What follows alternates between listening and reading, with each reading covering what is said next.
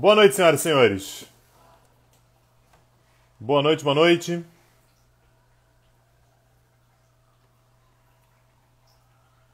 Boa noite, boa noite. Beleza, pessoal? Sejam bem-vindos.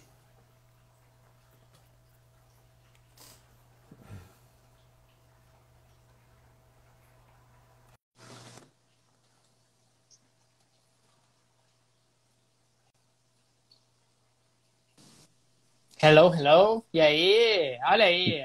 E aí, chefia? Estamos aí. Estamos aí para a live noturna do Petit Jornal. Beleza?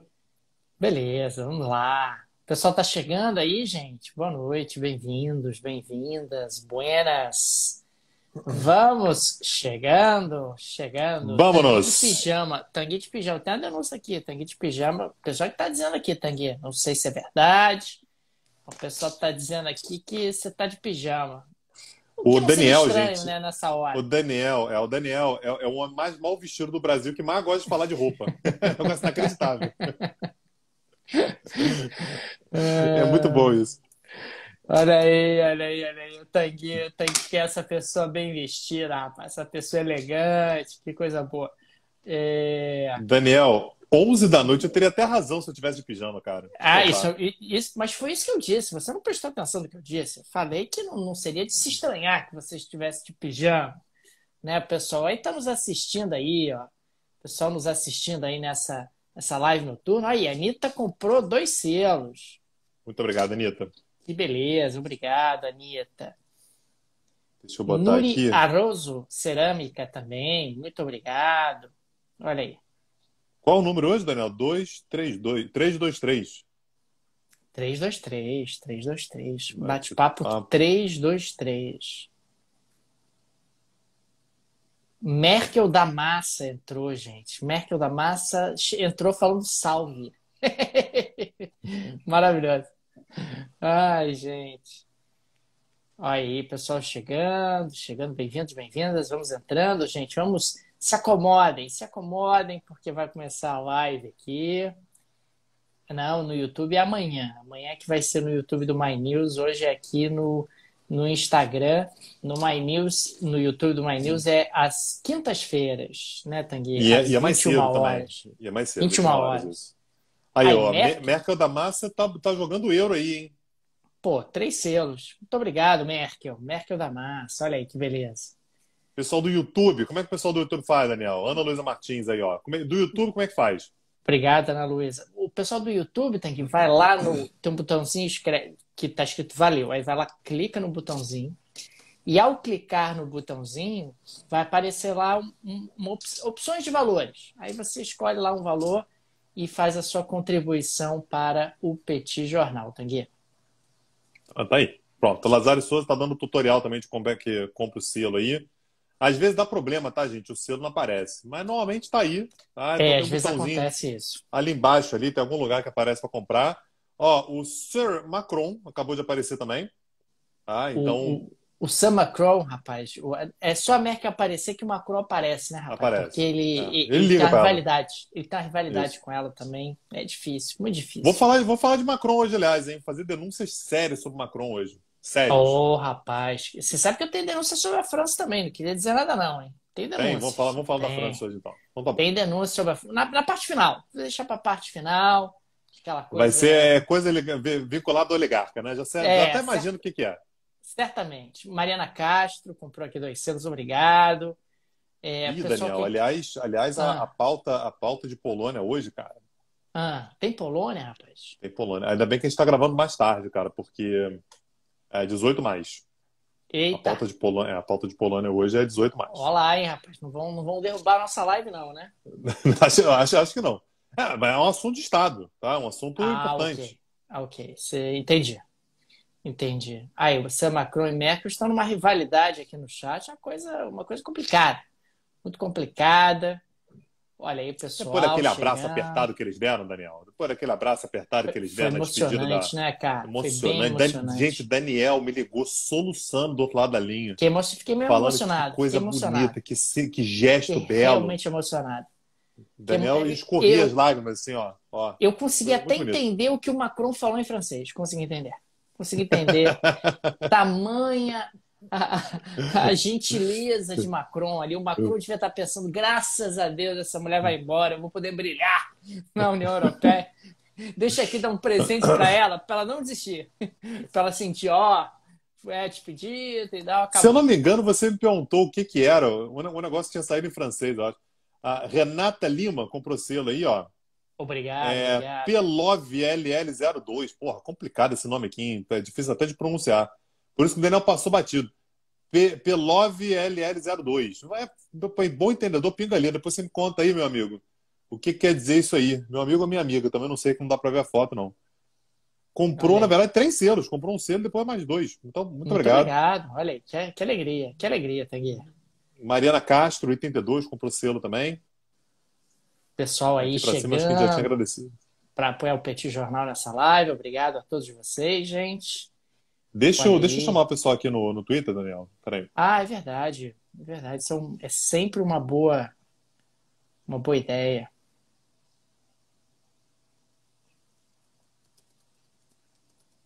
Muito bem, muito bem. Deixa aqui. Enquanto isso, eu converso aqui com os nossos amigos. Vai cobrar os shows. Que isso, gente? Os shows, o Olavo, né? O Olavo Shows.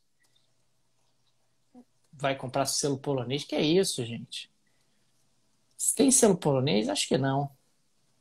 Tem, porra. Já foi pauta aqui, inclusive, cara. A Polônia vendendo selo com a cara do Zelensky. Ah, é verdade. Mas outro tipo de selo, né? Selo de carta mesmo, né? Porque você sabe que selo de carta é uma coisa que é bem útil, né, atualmente. Recep Erdogan, ponto Turquia, comprou um Eu tô selo. ficando preocupado, viu, Daniel? Você tá parecendo a Assembleia Geral da ONU. Ai, gente, é maravilhoso isso. Ai, pessoal é muito criativo. Tem pessoal aqui do chat, Ah, do é. chat. Não, eu fiquei ofendido com isso também, viu? A Merkel Damasio está trazendo aí que os poloneses declararam que gatos domésticos são uma ameaça às espécies nativas. Ah, é Não, não, pro mais do inferno, que né? isso. Disseram que os gatos são alienígenas. Alienígenas. Alienígenas. E essa parte você não contou. São Cara, alienígenas. Só a, não Po- vem quem a, não quer. a Polônia é inacreditável, cara. Podia ter uma Petit Polônia, só pra gente falar da Polônia, cara, porque eu juro pra você, Daniel, todo dia eu tenho que escolher, cara, que tem 3, 4 pautas diferentes, né? Abraço aí pro Gabriel Yuri, que me ajuda a selecionar as pautas e tal. Tem 3, 4 pautas, cara, sobre Polônia, uma mais absurda que a outra. Eu escolho a mais absurda, mas todo dia tem muito. Olha Rapaz, quem Maria entrou Beltrão aí, comprou Thaís. selo? Maria Beltrão, rapaz, ela tá com uma nova foto de perfil Tá lindíssima. difícil de ver, cara. Tá Tá complicado de ver que tá belíssima pequenininha. Ah, é? nessa nova foto de perfil. O pessoal merece conferir lá no perfil de Maria Beltrão. Beltrão Entendi. Maria, né? Para os íntimos. Olha aí. Zidane, acredito que não entra nesse escopo. Aí o Macron tá puxando o saco do Zidane, né, Daniel? É uma questão de orgulho nacional. Aí tá, Ah, não, cara, Zidane, veja mas bem, não é bem isso. meu Deus, quer saber da Vogue? A gente vai falar da Vogue, Tanguy. A Vogue Vamos realmente é um começar. acontecimento, né, cara? A primeira coisa da pauta de hoje é Vogue. O, o, É Bel- Vogue, isso o, é inacreditável aquilo. o Zelensky e a Zelenska na Vogue, né? É isso. Vamos Olha começar, aí. Daniel. 11h08 já. Vambora? Vamos nessa, gente. Vamos começar.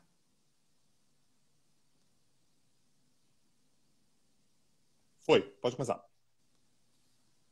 Olá, gente. Bem-vindos a mais um bate-papo do Petit Jornal. Esse é o episódio número 323. Estamos gravando aqui numa live no Instagram do Petit. São exatamente 23 horas e 8 minutos da quarta-feira, 27 de julho. Tanguy, uma vez mais, estamos aqui, a dupla de costume, Daniel Souza e o Bagdadi, que está aí do outro lado, para repercutir os acontecimentos da economia e da política internacional das últimas horas. E aí, Tanguy, tudo bem? Vamos nessa? Tudo bem, Daniel. Daniel, você é um leitor da Vogue? Eu sei que você é um cara que Ah, é muito ligado em moda, né, nas tendências e tal. Eu muito, queria adoro. saber se você lê a Vogue e se você está animado para a edição de agosto dessa prestigiosa revista. Bom, se eu leio a Vogue, não.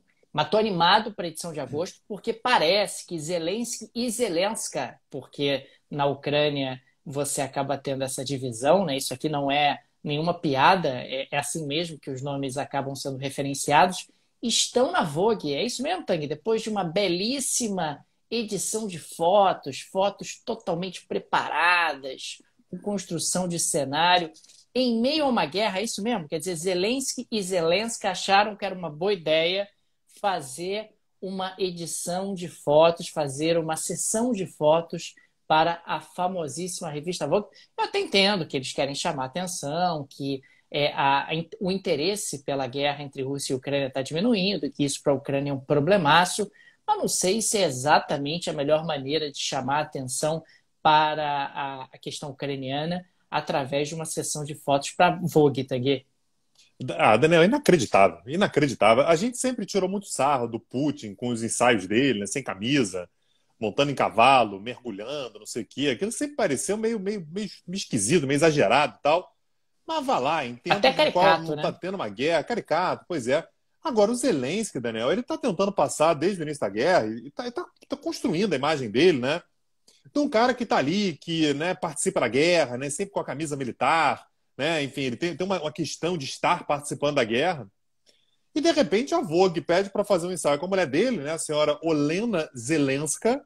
Né, então, como o Daniel falou, em russo e em ucraniano, enfim, você tem a declinação do gênero também, né? Então, Olena Zelenska, ela vai fazer um ensaio, o que já é bizarro, né? Já é um negócio meio esquisito ali, querendo passar no meio de uma guerra. Então, ela toda arrumada, maquiada e tal, no meio de soldados ali que possivelmente vão para frente de batalha. Sei lá o que vai acontecer com eles ao longo das próximas aulas, dos próximos dias. E o Zelensky aparece também, né? O presidente aparece também. Então, acho que meio que isso desmonta toda a imagem que o Zelensky tentou passar, ou tenta passar ainda, de um presidente que está vivendo a guerra como se fosse um soldado. Parece que a impressão que ele tenta passar é sempre essa. Eu estou vivendo isso aqui como se eu fosse um soldado, eu não vou a lugar nenhum, porque um soldado não deixa sua pátria e tal. E, de repente, você participa de uma editorial, de uma revista de luxo, né? Enfim, que acaba tendo uma certa desconexão com a realidade dos ucranianos. Não tem absolutamente nada a ver com o que os ucranianos estão vendo, aquilo que é mostrado na revista. E tudo isso num dia, Daniel, em que o Zelensky ele tentou trazer uma outra pauta, não sei se para desviar o assunto da Vogue, enfim, se é uma pauta paralela mesmo, em que ele diz que a Ucrânia pretende aumentar a exportação de eletricidade para a União Europeia. Ao longo dos últimos dias, a gente vem repercutindo bastante isso. Há um problemaço para a Europa Ocidental. A Rússia está, de fato, diminuindo cada vez mais o fluxo de gás natural. Zero surpresa aí, a gente já imaginava que isso pudesse acontecer. E os países europeus estão numa situação meio desesperada. O que a gente faz agora? E a Ucrânia, portanto, promete aumentar a exportação de eletricidade para a União Europeia. E aí, Daniel, tem uma hora também que a autoestima, acho que ela vai alto demais, né? Eu acho que tem hora que ela extrapola um pouquinho. O que Zelensky disse é que ele pretende fazer da Ucrânia um garantidor da segurança energética da Europa. Não, não é possível, Ô, cara. Não é Zelensky, dá uma possível. Meu Deus do segurada na sua céu. onda. Porque, assim, se o raciocínio é a Europa Ocidental não pode mais contar com a Rússia, não vai ser a Ucrânia que vai se colocar no lugar da Rússia, né? Em termos de disponibilidade energética, enfim. Então, um dia complicado para o Zelensky, né? Assim, em termos de comunicação, em termos de aparições. O Zelensky está dando uma viajada aí. Ontem já trouxe com pauta também a Ucrânia dizendo que estima em 40 mil soldados russos mortos e tal. Eu acho que ele está precisando, Daniel, de relações públicas, né? Que melhore um pouco a comunicação dele, porque ele está dando uma viajada aí ao longo dos últimos dias, Daniel. E, Tanguy, fica o convite para o pessoal que não viu, vejam as fotos que foram publicadas pela Vogue. Tem uma estética de guerra extremamente questionável, de um gosto extremamente questionável, para dizer o mínimo. É, sem dúvida alguma, algo que não dá para entender. Não dá para entender realmente o senhor Zelensky e a senhora Zelenska, depois de meses de conflito, aparecendo aí numa sessão de fotos com essa estética de um conflito que está trazendo tantas consequências e tanto impacto para a economia e para a geopolítica internacional. Tanguy, falando agora sobre outro assunto, no dia de hoje o Federal Reserve, o Banco Central dos Estados Unidos, decidiu aumentar a sua taxa de juro básica. Agora o juro nos Estados Unidos está 0,75% mais alto, num intervalo de 2,25 a 2,5. Na prática, a taxa de juro básica, assim como acontece no Brasil também, é uma meta. O Banco Central do país ele vai vendendo títulos públicos e retirando moeda de circulação até que o juro aumente para aquele patamar que foi estabelecido pela própria meta. Ou seja, o Fed está retirando mais dólares de circulação, retirará mais dólares de circulação ao longo dos próximos tempos, o que torna o ambiente de negócios mais difícil, torna o crédito mais caro, torna o consumo mais caro, o investimento produtivo mais caro. O objetivo dessa medida é claramente combater a inflação. Estamos falando de uma economia americana que está com uma taxa de inflação acima de 9% nos últimos 12 meses, para uma meta de inflação de apenas 2%.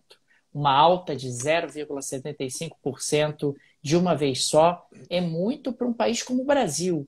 Imagina para os Estados Unidos. Quer dizer, nós não tínhamos altas nessa intensidade desde os anos 1990, o que mostra o tamanho do desafio que os Estados Unidos enfrentam agora para tentar desinflacionar a sua economia. Estamos falando de meses, talvez 1, 2 anos, onde os americanos passarão por um processo de desinflação. Você aumenta a taxa de juros, isso encarece o crédito, diminui o consumo, o investimento, a economia começa a andar mais devagar, os preços começam a subir menos e gradativamente retornam e tendem a se estabilizar num nível inflacionário mais próximo à meta que foi estabelecida. O grande problema é que isso significa muito provavelmente recessão. Com certeza, uma desaceleração econômica muito importante dos Estados Unidos e muito provavelmente recessão nos Estados Unidos no final desse ano de 2022, ao longo do ano de 2023 também, o que é uma péssima notícia para Zé Biden. Quer dizer, o Biden já está com problemas por todos os lados, tudo que falta para coroar as dificuldades que ele tem enfrentado doméstica e internacionalmente é agora uma economia dos Estados Unidos em recessão. E lembrando também que quando nós temos juros mais altos nos Estados Unidos, países emergentes como o Brasil passam a ter dias mais difíceis, porque atrair investimentos fica mais difícil, praticar juros no Brasil mais altos acaba se tornando uma necessidade e o ambiente macroeconômico internacional, o ambiente do sistema financeiro internacional se torna mais hostil. Por isso, muito provavelmente teremos aí meses de um longo inverno de desinflação e é claro que isso estava presente inclusive no relatório do Fundo Monetário Internacional sobre o qual nós nos debruçamos no episódio de ontem, falando justamente dessa perspectiva de desaceleração da economia mundial que tem relação direta com a política monetária dos Estados Unidos, a política monetária do Fed. E Tanguy, se não fosse a guerra entre Rússia e Ucrânia, se não fossem as sanções à Rússia, certamente os Estados Unidos não precisariam aumentar a taxa de juros com tanta força, o que não teria tanto impacto sobre o crescimento dos próprios americanos. Olha como a coisa se retroalimenta e vai criando um ambiente de dificuldade por conta das sanções que foram decididas lá no início e de lá para cá só têm sido intensificadas. Lembrando sempre que o Fed, o Banco Central dos Estados Unidos, tem autonomia e o Biden não tem nenhum poder para interferir na política monetária. E foi curioso, hoje o Biden tentando ser positivo, né, dizendo que não tem grande risco de uma recessão no futuro próximo e tal. E não é verdade isso, né? Pelo contrário. Exatamente. Então ele está tentando, obviamente, trazer algum pouco de esperança, né, um mínimo de esperança, sabendo que daqui a pouco mais de 3 meses, né, 3 meses, ele passa por eleições de meio de mandato que tendem a ser cruéis com o Partido Democrata, né? Então, a possibilidade muito grande do Partido Democrata, que normalmente acaba sofrendo muito com um governo democrata que seja impopular, pode perder a maioria no Congresso, né? Então, tanto na Câmara Alta quanto na Câmara Baixa, é sempre um risco, né, que os Estados Unidos correm. Daniel, eu queria voltar a repercutir um pouquinho o que está acontecendo na Tunísia, né? Esse foi um tema que a gente, sobre o qual a gente se debruçou nos últimos episódios, e eu falava aqui sobre a iniciativa do presidente do país, o Kais Saied, que vem concentrando poderes nas suas mãos. Pouco mais de um ano atrás, né, um ano e alguns dias atrás, ele demitiu o primeiro-ministro e concentrou todo o poder nas suas mãos, e agora ele propõe uma nova constituição para o país, que determina que será, a partir de agora, prerrogativa do presidente a escolha, ele vai escolher o primeiro-ministro, não mais o parlamento. Não é o primeiro-ministro também que vai escolher o seu gabinete, será o presidente que vai fazê-lo, e é o presidente também que escolherá os juízes, entre outros elementos de concentração, basicamente acabando com qualquer independência entre os poderes, na prática acabando com a democracia na Tunísia. E aí a gente comentava, Daniel, que houve um referendo, né, para ver se essa nova Constituição seria aprovada, e a gente falava sobre um comparecimento de cerca de 25%. Eu lembro que eu falei isso um pouco antes da apuração, enfim, dos dados oficiais, mas a gente falava aqui num comparecimento de cerca de 25% apenas. Todo mundo que é da oposição optou por boicotar. E aí, Daniel, no cômputo final, né, apresentado pelas autoridades tunisianas, 94,6% daqueles que votaram favoravelmente à nova Constituição. E, curiosamente, o comparecimento subiu para 30%. O que a oposição está dizendo é: a Constituição atual ela não estabelece um mínimo, né, uma quantidade mínima de pessoas que têm que ir às urnas para a votação ser válida, né, para que o referendo, por exemplo, seja válido. Mas que 25% talvez trouxesse um problema até moral, assim, é muito pouco. Então, diz a oposição que o governo do Kais Saied deu um jeito ali, já que ele tem todo mundo na mão, de aumentar os dados de comparecimento, então que teriam chegado supostamente a 30%.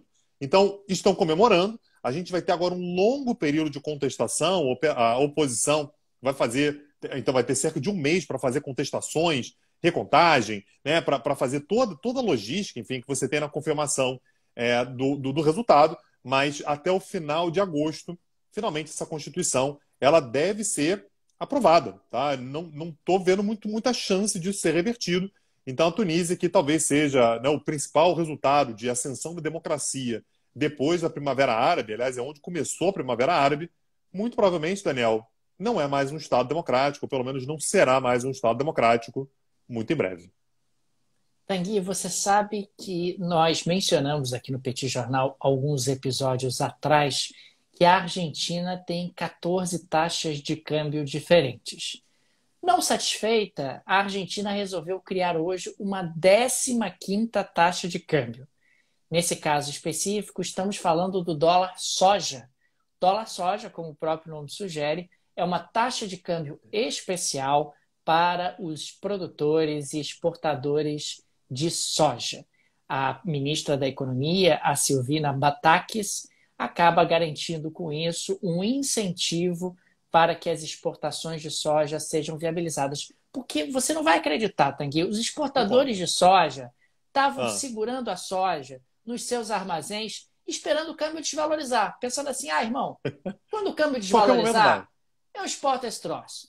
Por essa taxa de câmbio que está hoje, não quero, não vale a pena, essa taxa de câmbio oficial é muito baixa, não garante o ressarcimento de todos os investimentos que eu fiz na minha estrutura produtiva. Então eles sentaram em cima da produção e resolveram esperar. A Argentina é desesperada, precisando de dólares para honrar os seus compromissos externos, para manter o seu balanço de pagamentos minimamente fluido e funcional, resolveu agir e criou mais uma taxa de câmbio, e nesse caso a taxa de câmbio é o dólar soja. Com isso, os produtores e exportadores de soja poderão receber 160 pesos por cada dólar.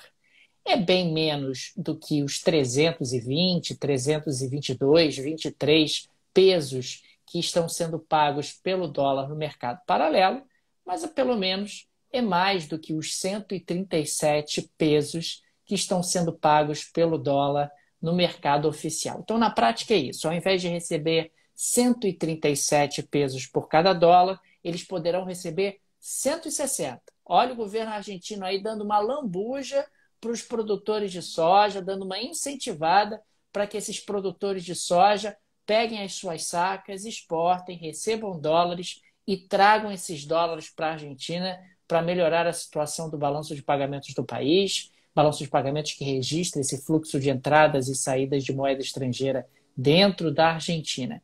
E o mais interessante foi observar a justificativa do governo argentino. Isso é maravilhoso, tá aqui. O governo disse que não se trata de um câmbio especial, mas de um mecanismo que permitirá aos produtores manter o valor de seus investimentos e os estimulará a liquidar os grãos, ou seja, a vender, a exportar os grãos, de acordo com uma realidade mais aceitável. Então, Tanguy, a gente está falando de um governo argentino que está dizendo que não é uma taxa de câmbio especial. É uma taxa de câmbio para um grupo específico? É uma taxa de grupo para um grupo específico. É uma taxa que está tratando esse grupo de forma especial? É uma taxa que está tratando esse grupo de forma especial. Isso significa que é um câmbio especial? Segundo o governo argentino, não. Enfim, mas é mais uma vez a Argentina inventando e criando aí mecanismos para tentar contornar a sua crise cambial permanente das últimas décadas. Aliás, a gente tem falado sobre isso aqui no Petit Jornal, inclusive explorou esse aspecto na aula gratuita sobre a Argentina, que está disponível no YouTube do Petit Jornal. Falou também sobre isso na primeira aula do novo curso do petcursos.com.br, que aconteceu nessa terça-feira e está disponível para os assinantes. A Argentina não para de nos surpreender, Tanguy. Pois é.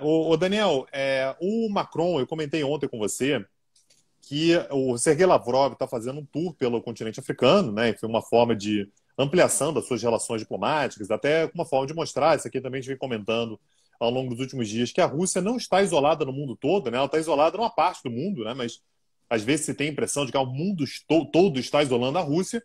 E o Macron foi também para o continente africano, está fazendo um tour, está viajando por alguns países do continente africano. E aí hoje, Daniel, o Macron estava no Benin, que ele soltou uma frase que eu queria ouvir um comentário seu, eu queria saber o que você acha. O que ele disse foi o seguinte: a Rússia é a última das potências coloniais do mundo. E eu estou falando isso em um continente que sofreu com colonialismo imperial. Eu fiquei um pouco impressionado que um presidente da França diga isso, levando em consideração que quando a gente pensa na história do continente europeu, ora, né, Daniel? Se tem um país ali que soube fazer direitinho imperialismo colonial, acho que foi a tal da França, né? Ou estou enganado? Não, você não está enganado. Aliás, o Macron, eu não entendo, rapaz. O Macron às vezes dá umas macronzadas, né? É impressionante um negócio como esse. Pô, porque tem que. Deixa quieto, abafa o caso. Não tem palavras que você não devia utilizar quando você vai falar, você, presidente da França, com nações africanas. Colonialismo, eu acho que é uma delas. Ah, gente, você pode pedir tivemos. desculpa. Você pode dizer que tivemos. Agora, você não vai meter, você vai chegar no Benin, num país africano, e fala assim: eu tô achando que vocês sabem o que eu tô falando, né? Vocês sabem que o colonialismo. Eu fico imaginando o pessoal se tremendo todo, falando assim: meu Deus, lá vem a França de novo. Ela vai querer começar tudo de novo. Vai querer colonizar a gente mais uma vez, vai nos explorar tudo de novo, vai recomeçar todo esse processo. E o Macron acaba trazendo de volta toda essa memória, que é uma memória efetivamente desfavorável, se é que a gente pode colocar nesses termos, a um approach francês. Pois é. E outro grande líder, né? Outro líder, na verdade, europeu, que está também. Esse aí, Daniel, ele soltou o freio de mão, está vivendo o que tem que viver. Só se vive uma vez e tem que aproveitar mesmo. O rapaz está de aviso prévio no governo britânico, Boris Johnson. Boris Johnson, Daniel, fala assim: então ficar sem emprego? Agora, eu vou aproveitar que eu estou no poder, eu posso fazer o que eu bem entender e está aproveitando... Peraí, Tanguy. Ele está usando o cargo meio como parque de diversões, é isso? Agora ele resolveu se divertir com paintball, por exemplo. Paintball é maneiro de se jogar. Maneiro, muito legal. Maneiro. Porra, legal. Paintball é legal. Aí ele fez o seguinte: as tropas ucranianas estão vindo treinar aqui no Reino Unido, porque a gente está cedendo armas para ele, então a galera vem para cá. Vou treinar junto. E ele foi pro treinamento das tropas ucranianas, em conjunto com as tropas britânicas. Ele foi pro treinamento? Granada. Tacou granada, atirou. Ele tá se achando Rambo agora. Ele tá se achando Capitão Nascimento. É isso. E ele não satisfeito. Não satisfeito. Tem uma organização no Reino Unido, que é uma organização, enfim, que usa a imagem do Churchill, né? E ele foi entregar, no dia de hoje, o Winston Churchill Leadership Award. Para quem, Daniel? Zelensky. Volodymyr Zelensky. Zelensky foi premiado com a premiação de liderança, né, intitulada Winston Churchill, né? Lembrando que vai ser postado Boris Johnson... na Vogue, isso? Vai ser publicado na revista Vogue também, Tanguy? Rapaz, eu não sei se vai dar tempo de entrar na edição, Daniel. Seria bom, vai né? Dar tempo. O Zelensky aparecer com uma fotografia com a medalha, assim, né? Algo... É o que falta para coroar essa só o que falta. Pois é. Então é isso, Daniel. O Boris Johnson tá livre na vida louca, né, querendo voltar. Ele disse que a qualquer momento volta a ser primeiro-ministro, que ele é um cara muito amado ainda e tal. Mas o fato é que ele está aproveitando os últimos dias que ele tem ali, Daniel, para se divertir. Afinal de contas, nem só de festinha no gabinete, né, Daniel, de vinho na parede e de loucura durante a pandemia, vive um primeiro-ministro, ele tem direito de se divertir no momento em que ele está demissionário também. O Boris Johnson, Tang, me lembra aquelas pessoas que pediram demissão e precisam cumprir o aviso prévio. Aí chega, a hora que quer, toma café, né? Atrapalha os outros. Atrapalha os outros, fica lá lendo jornal. Tá, o clima é esse, né, do Boris Johnson nesse atual momento. É isso, é isso. Tá só esperando o tempo passar e se divertindo. Só se vive uma vez, Daniel, é isso. A lógica dele é essa. Ô, Tanguy, a Standard Poor's soltou um relatório hoje que me chamou particularmente a atenção, apontando que o setor imobiliário chinês, que representa uma parte importante do PIB daquele país, deve recuar em 2022 algo entre 28% e 33%. É quase o dobro da previsão anterior da própria Standard Poor's. É claro que isso está diretamente relacionado ao movimento da sociedade civil chinesa, sobre o qual a gente falou em oportunidades anteriores, de organizar um calote em massa dos pagamentos das hipotecas de empreendimentos imobiliários que estão em atraso, porque as construtoras e incorporadoras estão com dificuldades financeiras. Elas não estão conseguindo vender no ritmo que esperavam e, consequentemente, não têm receita, não têm fluxo de caixa para honrar as dívidas que foram captadas para a construção desses empreendimentos. Diante desse cenário que se mostra cada vez mais delicado, o governo da China prepara um pacote de resgate do setor imobiliário no valor de 300 bilhões de yuans, algo em torno de 44 bilhões de dólares, para ajudar na solvência das construtoras e incorporadoras, de tal maneira a agilizar projetos em andamento e concluir as obras que precisam ser concluídas para que esses empreendimentos sejam entregues. De qualquer maneira, me parece um cenário cada vez mais preocupante. A gente tem falado sobre a China bastante aqui no Petit Jornal. O crescimento chinês previsto pelo Fundo Monetário Internacional para esse ano está ali na casa de 3,3%, muito menos do que a China crescia até um passado recente. O país tem dificuldades no que diz respeito às suas exportações por conta de desintegração internacional, tem dificuldade no setor industrial por conta de lockdowns, no setor de serviços pela mesma razão, e agora tem um problemaço no setor imobiliário. Não está fácil a vida da economia chinesa. Nós precisamos observar com muita atenção, porque isso está diminuindo de forma muito significativa a demanda do país por commodities, entre elas as commodities exportadas pelo Brasil. O Brasil, por exemplo, é um grande exportador de minério de ferro para a China.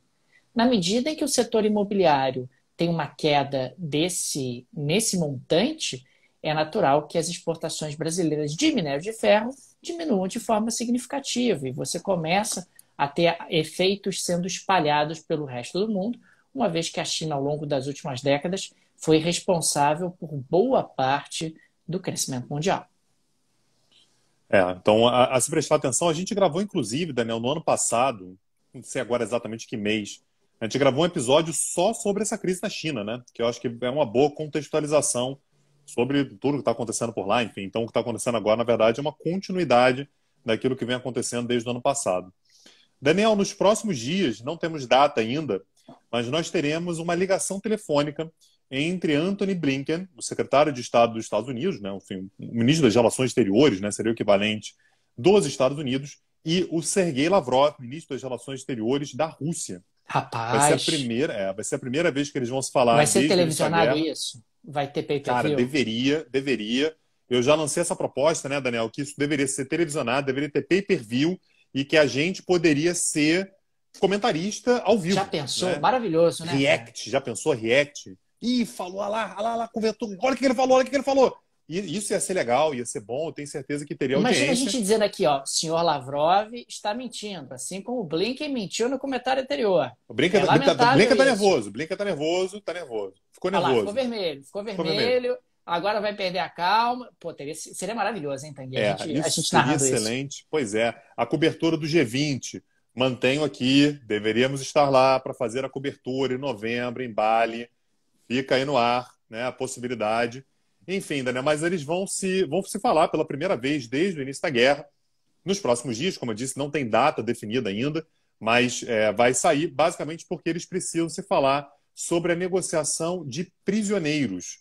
Eu comentei aqui algumas semanas atrás que aquela atleta, né, a jogadora de basquete, a Brittney Griner, que é uma jogadora de basquete americana que joga num clube russo e que foi presa por posse de, enfim, óleo de cannabis, né? Enfim, ela estava chegando no aeroporto russo e encontrar lá na mala dela uma quantidade pequena de óleo de cannabis. Ela foi presa, julgada e se declarou culpada. E aí o que eu comentei aqui, né, se eu não me engano foi semana passada, tem uns 10 dias talvez, é que ela se declarar culpada é uma forma de encerrar o processo para que aí possa ter algum tipo de negociação. É exatamente o que está acontecendo nesse momento. Então, os Estados Unidos querem repatriar a Brittney Griner e um outro prisioneiro, um homem de 52 anos de idade, chamado Paul Whelan, que também está preso, cidadão americano, preso na Rússia também, ao passo que isso está sendo cogitado, não foi confirmado por absolutamente ninguém, mas se cogita que se possa fazer uma troca com um senhor chamado Viktor But, que é um russo que está preso nos Estados Unidos. Quando eu trouxe a pauta, Daniel, a informação que eu tinha era de que ele estava preso na prisão perpétua nos Estados Unidos. Hoje eu li uma outra informação que fala em 25 anos de prisão. Não sei, sinceramente, qual é a informação correta. São informações contraditórias, mas ele está condenado nos Estados Unidos por tráfico de armas. Inclusive, tráfico de armas teria enviado armas para o Talibã e para a Al-Qaeda. Então, a ideia seria, talvez, fazer uma troca desses prisioneiros, né? Os dois prisioneiros americanos que estão na Rússia, talvez por esse prisioneiro russo que está nos Estados Unidos. Ninguém confirma, mas o fato é que, ao longo dos próximos dias, teremos uma ligação, assim, num momento tenso, né, entre Antony Blinken e Sergei Lavrov. Não vão falar sobre a Ucrânia, vão falar basicamente sobre a possível troca de prisioneiros, Daniel. Ô, Tanguy, temos Polônia hoje? Daniel, a gente sempre tem Polônia. Eu comentava com você aqui em off, né, antes da gente começar a gravação, que Polônia, Daniel, às vezes eu tenho que escolher entre 3 ou 4 pautas absurdas da Polônia. E a pauta que eu tenho hoje, Daniel, é de um monumento turístico na Polônia chamado Fort Gerhard, que é um forte do século XIX, né, um forte que foi construído pelos prussianos ainda, né, na época que aquela região da fronteira ali era Prússia. Então fica naturalmente próximo à fronteira da Alemanha, no noroeste da Polônia. E esse forte, Daniel, enfim, uma instalação histórica e tal, teve que fazer um aviso, né, veiculado exatamente pela direção desse forte, desse museu, pedindo para que os visitantes evitassem fazer sexo dentro do museu. Eu li 4 vezes para tentar entender se era isso mesmo, e aparentemente é isso. Só desde o início do verão desse ano agora, Daniel, foram pegos pelo menos 3 casais fazendo sexo dentro do museu. E a direção do museu estava sendo muito educada, dizendo, olha, tem outros lugares, não está dando para aguentar à vontade, tem praias aqui, a praia deve ser um frio da porra, né? Mas tem praias aqui, você pode aproveitar. Mas é porque aqui dentro, às vezes, tem gente que está passeando e vê casais fazendo coisas que não era para ser visto, né? Isso aqui é um equipamento histórico e tal. Então, Daniel, como a gente já falou outras vezes aqui, não é somente o governo polonês que é sem freio, os poloneses também estão absolutamente sem freio, transando até mesmo dentro de museu, Daniel. Que loucura, Tanguy. Agora, vamos falar sobre oligarcas? Vamos lá, Daniel, solta a vinheta aí. Tanguy, você sabe que a França, a sua França, é uma das nações mais comprometidas, pelo menos formalmente, oficialmente, na caça aos oligarcas russos. O ministro das Finanças da França, por exemplo, o Bruno Le Maire, ele havia relatado em março que as autoridades francesas tinham congelado 22 bilhões de euros de fundos do Banco Central da Federação Russa, ou seja, 22 bilhões de euros das reservas internacionais da Rússia, assim como 850 milhões de euros de contas e iates de oligarcas russos. E de lá para cá, Tanguy, parece que a coisa deu uma esfriada, né? A França perdeu aquele ímpeto inicial de perseguir oligarcas russos, aqueles oligarcas que têm apartamentos elegantes em Paris, que frequentam alguns restaurantes carésimos da capital francesa. E você sabe que a Transparência Internacional resolveu vir a campo e dizer, ó, o governo francês não está se esforçando para caçar os oligarcas russos. A resposta do governo francês foi maravilhosa. O governo francês admitiu que enfrenta dificuldades na identificação e apreensão de ativos de oligarcas, porque, às vezes, esses ativos pertencem a empresas estrangeiras de fachada e, consequentemente, o governo da França fica meio confuso. Não É consegue, difícil saber. de quem é? Pô, quem é o dono dessa empresa e tal, oligarca, não é oligarca, e a empresa é lá em Antigua e Barbuda, ou então é nas Ilhas Virgens Britânicas, eu não consigo saber, etc.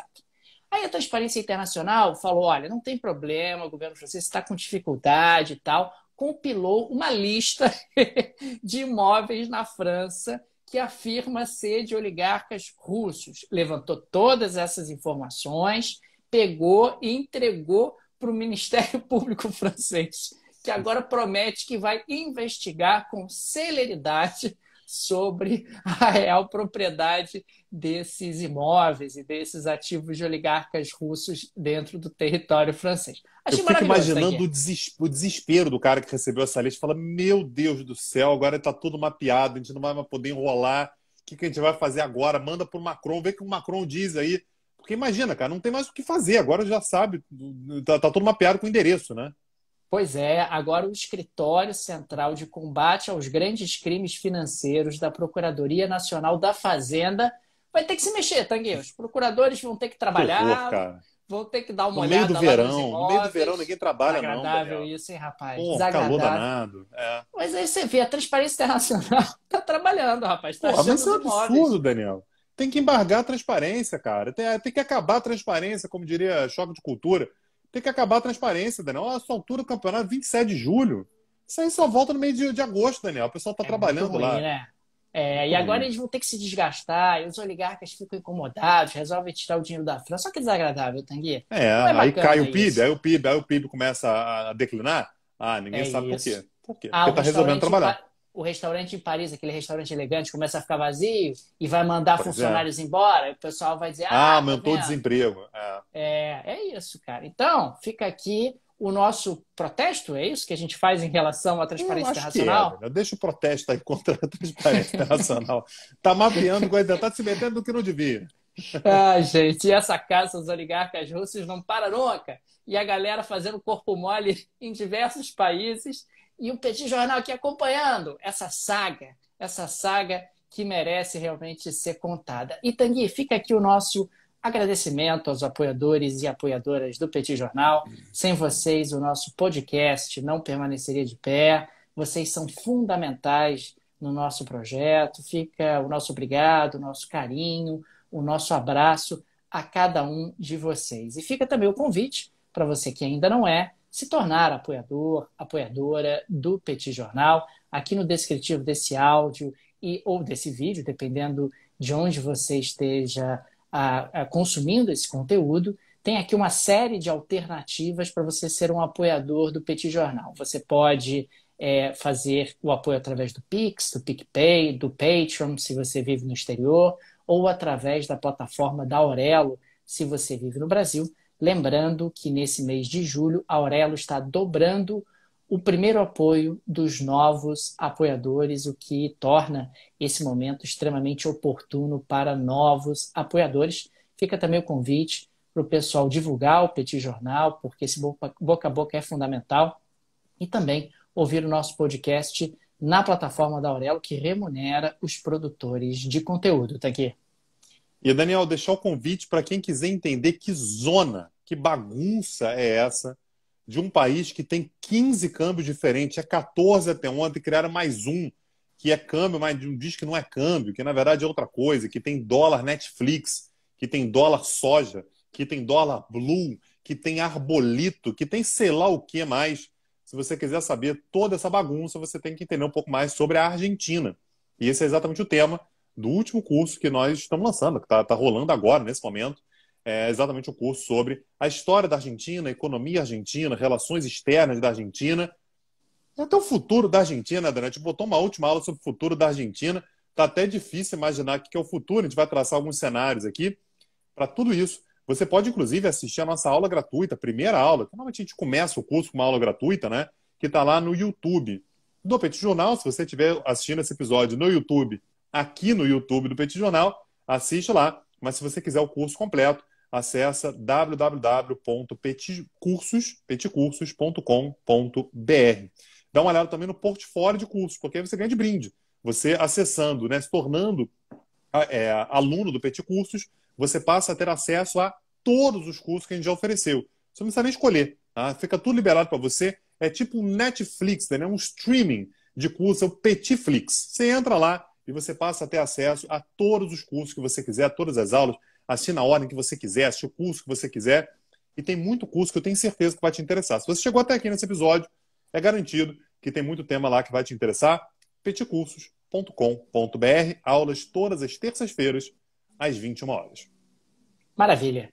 Gente, obrigado, um abraço e até a próxima. Valeu, gente. Tchau, tchau.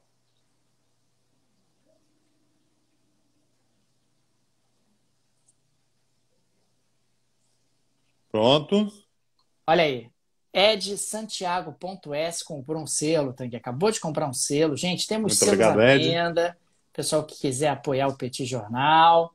Temos aí selos ainda disponíveis.